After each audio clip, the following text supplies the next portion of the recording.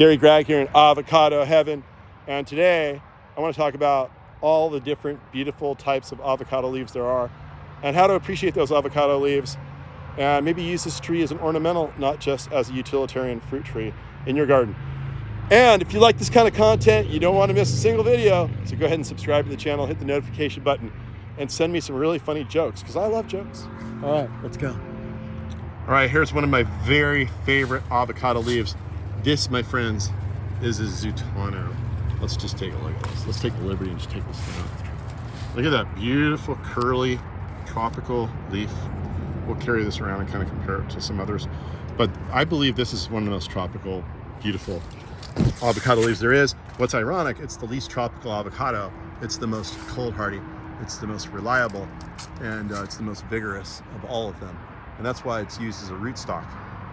Now, the leaf itself is a really dark green. It curls out, it's very dense, and it's fairly wide right here. So it looks a lot like, I don't know if I can find one nearby, but we looked at the Nabal earlier. Come on, let's just run over there.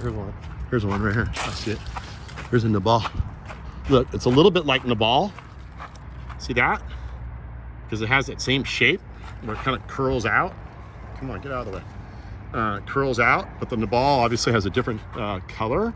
I mean, maybe they're the same color if, they're properly fertilized and all that. Maybe more veins in it, more brighter veins, but somewhat similar in overall tropical look. I consider that super tropical. Okay, back to the Zutano. Oh, let's see, where was I? I was over here. Yeah, the Zutano is a great tree. It's the best pollinizer, the bee pollinator of any of the avocados. It's the one most often used in Hass production groves to provide pollen to Hass trees. Now the fruit, people say, well, it's not as good as some of these A varieties. It's not as rich, it's not as dense. But you know what? It's kind of nice to have a lighter avocado sometimes, and it's not as many calories. So that's a good thing. So you could go as far. There's probably not the best guacamole because it's not that structural, but a super beautiful tree. But here's the cool thing about the fruit.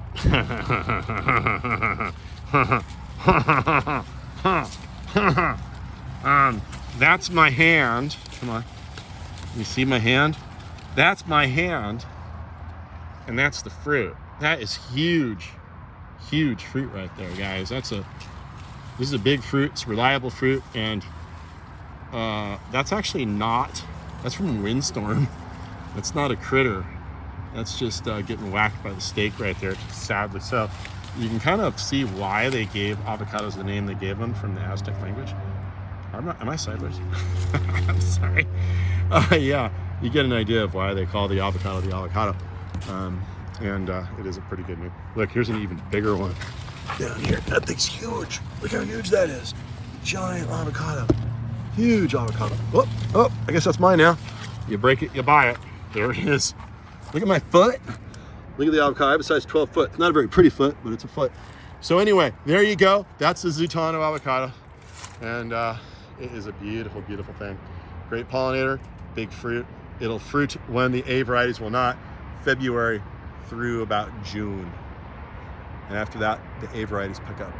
So if you want to eat avocado during that time of year, maybe you can think about getting this one. So people don't often think of avocado trees as beautiful ornamentals, but I think they are so pretty. They're such a lush green bunch of jungle. They'll make nice shade for you. They will drop leaves, and it's best to leave them where they are because they'll decompose and feed the tree and make it super happy for all kinds of different reasons. But you can use this tree as a screening element between you and the neighbors, or you and the air conditioning unit, or you and whatever it is that you're not liking to look at, or a shade tree, or just a beautiful lush green, dark green backdrop. And they'll become really drought tolerant with time when they get bigger, and eventually you'll have a tree that doesn't need any water at all, that feeds you and looks beautiful. But people should really consider using this tree not only for the utility of the avocados, but for the very beauty of the foliage itself. Does anyone remember talking about lamb Hass? There it is. That's lamb Hass. It's really dark green. It's a little bit like, I think it's a little denser than the Hass tree. Maybe a little more uniform in its growth habit, and it certainly fruits more, for sure. The fruit is going to be a little fatter and a little bit shorter, but otherwise very similar. So that's here. Let's just do a side-by-side comparison here. This is Lamb Hass. Another one is Pinkerton. Pinkerton has more of that kind of fallout that looks a little bit like Forte, and a little bit like Nabal, how it throws out like that and curls like a wave. Whereas, the Lamb Hass is more straight. See that? I mean, it curls like a little wave, but it's not nearly as severe as the pipeline shape of Pinkerton. And then there's the regular Hass again, right? There's the really signature elongated Hass that doesn't really curl so hard. I'm sure you can find a few that curl right there, but they're sort of flat. They're big. It's a semi-open tree, and there you go. Here's a good and bad example of Mexicola. So Mexicola has lighter green foliage than the others, it seems. The foliage is a little bit smaller, it seems, and the reason this is a bad example, it's a good example because it shows it's really yellow, but of course this is extra yellow because it's brand new. But yeah, I'll take a look at these here, and it does green up. Here's some of the older foliage in here. You can see the foliage isn't quite as big as some of the others. It doesn't get really huge like a Zutano or a Nabal. And again, here's a Nabal. Let's just pull a leaf off a Nabal, put it over here next for scale. Fresh. And where's the biggest leaf? Look, see that? Huge difference. But it's a great tree, and the fruit is really good. Seems, for my experiences, is it's not a huge tree, at least for my experience. And of course I only have one tree, so it's not a great experience. But the fruit comes out in September when nothing else is available, and it's delicious. You just cut it in half, boom, take the seed out, put it on a cracker and eat it. No skinning necessary. And so, yeah, so there you go. That one was your Mexicola, same as this one here. There's some good example. See that? That's your Mexicola right there. All right, this isn't the best example because these trees are really little and they need to be fertilized. They'll get greener than this, but this is Gem. It's hard to get good examples of everything all in one place at one time. But here's your Gem. Now, this is really a dainty, smaller tree. It almost is like a Worts, and I'll show you what a Worts looks like in just a moment. But it's a dwarf tree. The leaves on it don't get very big. The fruit gets pretty big, like bigger than a typical Hass, and it fruits a little bit earlier. But you can see the structure on that. See how it kind of wings out, drops down, almost like the structure of a Fuerte. But unlike a Fuerte, the leaves are smaller and they're tighter to the branch, but they do have that kind of like fallout pattern that a Fuerte would have, but with much smaller foliage. The foliage itself is shaped like a Fuerte, but literally at maybe half the scale. And here's another one. These look a little funny because look, whenever these trees are putting all this energy into flower preparation and leaf push, they're gonna suffer. They're gonna go off color. They're even shutting a little bit. This plant is, the reason they're shutting is it's just a little dry right now, so we gotta water these. But when the tree gets dry, it'll hide from the sun by shutting and shading itself. Isn't that cool? And look, silver on this side, it reflects the sun.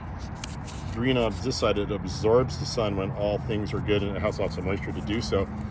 It's gonna lose a lot less water out of this part than it will up this part. So yeah, wonderful adaptation, that curling. But this is, like I said, it's not the best time to show this off because these are off color because it's all the energy is being zapped by all this growth in these buds and taking it from the leaves, and then these things they're going to look great real soon here. Right now it's February, and so that's your Gem. So imagine that, like greener and a little nicer and a little happier, but definitely a smaller leaf, smaller tree. Nice little dwarf tree. It's a wonderful plant. And we'll definitely have these in the nursery most of the time. Let's go check out Wirt's Little Avocado. And there is Wirt's, also ready to flower, getting ready to push there. See if I can keep some sun on this so you can see it better. And the Wirt's avocado has a really sort of long, narrow leaf, really dark green. And it just kind of weeps. It stays really dense. The foliage itself stays really dense. But what this tree really wants to do is just flop all over the place. If we don't stake them up and we leave them to their own devices, they will try to be a sprawling ground cover. Of course, at my house in Lafayette, that doesn't work because we have deer. We have to get above the deer's mouths. But the foliage on this one is really dense, elongated, super dark green. What else can I say about that one? You know, when these trees are bigger and they're standing side by side, it's like very apparent the differences in these plants. You know, in these containers, when we're growing them, they don't always exhibit their full qualities all at the same time with each other. But here's your typical, that's about the size when you get a fully mature tree. That leaf right there, it's probably 6-7 inches long by maybe 3 or 4 inches wide. So it's not the biggest leaf, but it's not the smallest leaf. Probably a little bigger than gem, it seems like, and more elongated, and a very rich dark green color. And that is a true dwarf, meaning, well, it's not really a dwarf. It's just a variety that's not as aggressively tall growing, and it wants to be a ground cover. But you can get a really dense tree with a lot of dense fruit pack in it. This is probably the highest production tree that I have at my place. The fruit is really rich and nice. The seed is a little bigger than what you want on the inside. The skin is not thick, but not thick enough where you can just blow through it and make guacamole and scoop it out. You have to pay attention a little bit. Not as thin as the winter Mexican types, but not as thick as a Haas or say like a Reed, or you know, some of those thicker skin varieties. So there you go. That is a Wirt's, also known as Little Avocado. Not little because of the fruit. The fruit is rather big. It's larger than a Hass typically, but the tree itself is little. It stays little. So if you want a dwarf tree, it's either this or gem. And if you want a semi-dwarf, well, then go with a reed. Everything else is going to get kind of big. So a Nabal might be a medium big. All right, next. Okay, once you've aspired to be get to the avocado nerdness as I have reached in my life, these things stand out at you like sore thumbs. You could tell a variety from really far away. And I can tell right now this is Fuerte. And Fuerte has, I don't know, how would you explain it? You know, just a different kind of leaf. It kind of comes out in all this whole arrangement and flops to the side a little bit. And it has whatever, that kind of shape. It also seems to have a lighter green color than a lot of the avocados. And you know, you really see the difference when you're standing right next to them. Like, look at this one versus this one. Okay, here is your Reed avocado, beautiful, dense, you know, archy, tropical looking foliage. And then there's your Fuerte. Let's get them in the same frame. Can we do that? So there you go. Look see the difference? Is it just me, or I don't know? They like are so different from one another. Also, the Fuerte leaf, this has been painted with a little paint. They can get really big. Like this leaf here is probably 8 inches long, maybe 9 by probably 5 inches wide. So we'll just pull that off and show you the comparison next to a typical reed leaf. You can see the Fuerte tree gets a really big leaf. It's pretty lush looking. It's a little wild and gangly. They say it's the best climbing avocado tree because it gets all these crooked sideways branches that kids love. And so, whereas the reed is a little bit of a semi-dwarf, which is nice for some reasons. But if you want a wild, crazy tree, also, I mean, they're both so good. But some people think the Fuerte is the best tasting avocado there is. And they only stopped selling them in stores because Fuerte or Hass came along and was easier to ship because it has that protective skin that you can sell the avocado. Even if it's a terrible avocado, you can still sell it because it looks good. And people don't know it's a terrible avocado until they get home and open it up. Whereas the Fuerte, there's no way. It's like, you know, what you see is what you get. You can't hide. It doesn't have any way to hide its blemishes. So yeah, so that's Reed. That's Fuerte for you. Let's move along. Okay, next on our hit list is Son of Nabal. Nabal was found by Wilson Popenoe in about 1917 in a coffee plantation and growing as a single tree, younger tree, lots of fruit. He tasted it, was really good. He's like, this is a cool tree. And so he propagated it and brought it north and grew it up and came back to visit the original parent tree, which never had gotten full grown, to find out they accidentally cut it down. Think how many cool avocados have been destroyed that way, and they never ever passed their genes along, or were never replicated and cloned is a better word. So, but thank goodness Wilson O found that tree, because as I showed you, the Nabal leaf is so beautiful, so tropical and pretty, and you would believe that its offspring would be somewhat similar. Well, let me tell you something. And here it is. You have the original Nabal that Wilson found, same genetic piece that he picked from, that's been pushed down through the generations here. It's like cutting a piece of my finger off and growing a new Gary, and then cutting a finger off of that one and growing a new Gary. It would be a really, that would be a very congested Gary world. I don't think anybody wants to see that. But anyway, back on point. So here's your Nabal, the original one. Here is a seedling from Nabal, and they don't know the pollen parent, but you can really see the similarities. This is reed right here. Reed would not exist had Wilson not taken the cutting from its daddy Nabal, which is a really interesting story that's lost to time. And who thinks I should write a book? Put all that in book form. It'd be kind of fun, wouldn't it? Anyway, videos are easier. So it has a really glossy, see the glossy gloss to it? Look at that gloss, beautiful gloss to it. And it has it looks a little bit like Nabal, but it has less of a wild, crazy aspect look to it. It's more uniform, it's a little smaller. It is a very beautiful foliage. In fact, I will look at it and think sometimes I argue that it's the most beautiful of all avocado foliage, until of course I'm standing next to Nabal, and then I change my mind. That's why kind of like my favorite avocado tree is the one I'm standing in front of at that very moment. Okay, so moving right along, the reed is fantastic fruit. It flowers and fruits about the same time, same schedule as Nabal, since it's so tropical, Guatemalan origin. And that would be from May until, who knows, you probably last all year in the tree up in Northern California. But certainly through like November, May through November for sure. Let's keep moving. Can anyone tell me which avocado that we generally sell has the darkest leaf of all? Flowers really early, and but the leaf is equally beautiful as Nabal for other reasons. And again, Nabal, and this other one. Look at this. See how the pattern goes? They're longer, they droop down a bit, and they are so dark green. Okay, so this one here, this is going to be your bacon avocado. I love this avocado so much. I love them all. Yeah, I mean, it's hard to pick just one. It's going to make me live with just one avocado the rest of my life. That's going to be tough. I'm not sure which one I'd pick.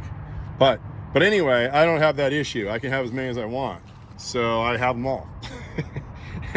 And this is bacon fruits in wintertime from, well, in Northern California, where we're most concerned.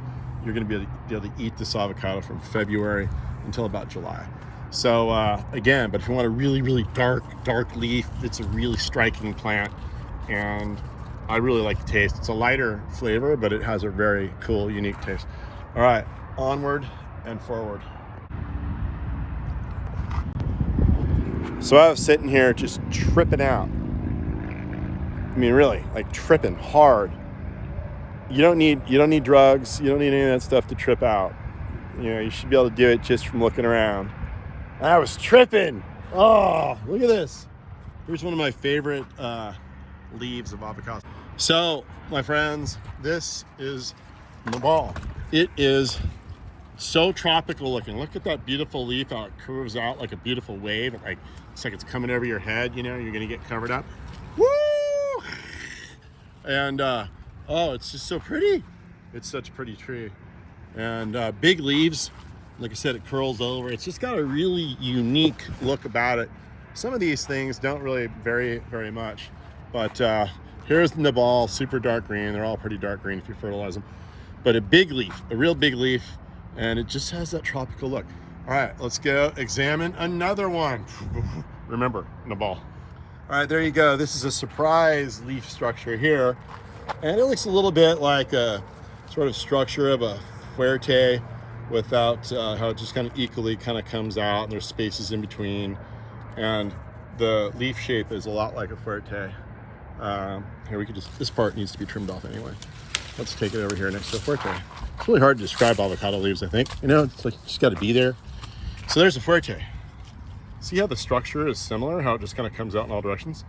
But the fuerte leaves are much larger than the surprise leaves.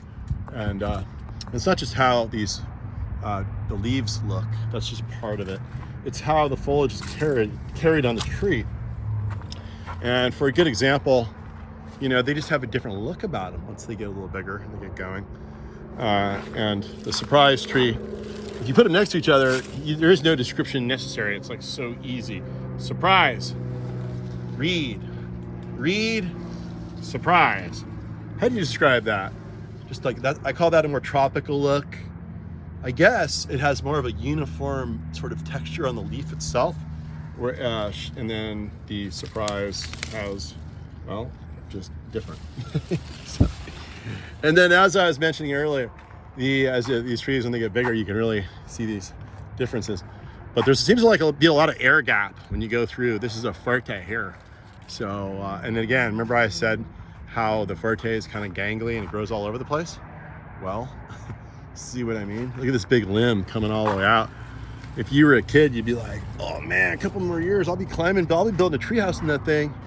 So the fuerte tree is probably the best treehouse tree, but you don't see many avocados that just go that sideways. Now let's go straight to Haas. Here's a Haas right here. And the Haas is kind of open. I call it kind of a sloppy look. I mean, look, it's kind of sloppy, just kind of sloppy looking. You know, it doesn't really have that dense. I'm thinking, let's see now, I'm gonna guess that this is let's see here. This is gonna be fuerte, yeah. See, fuerte has that big heart-shaped leaf, you know, it's not really elongated. It's pretty fat comparatively. Fat meaning this direction, length that way. And, you know, right next to see, I can just look at this and okay, that for sure, that's 100% Haas leaf right there. So whereas, look at them side by side, see this? Okay, you've got fuerte on this side, fuerte on the right, Haas on the left. You see how this one's just kind of more oblong and kind of rounded? This is a little longer. I don't know, they just look different to me. Maybe they don't look different to you, maybe they all look the same to you. When I first started, they looked the same to me. But that's pretty much all of the different variations of, not all of them, there's plenty more, but those are the ones that we have available right now to show you. Thanks for watching.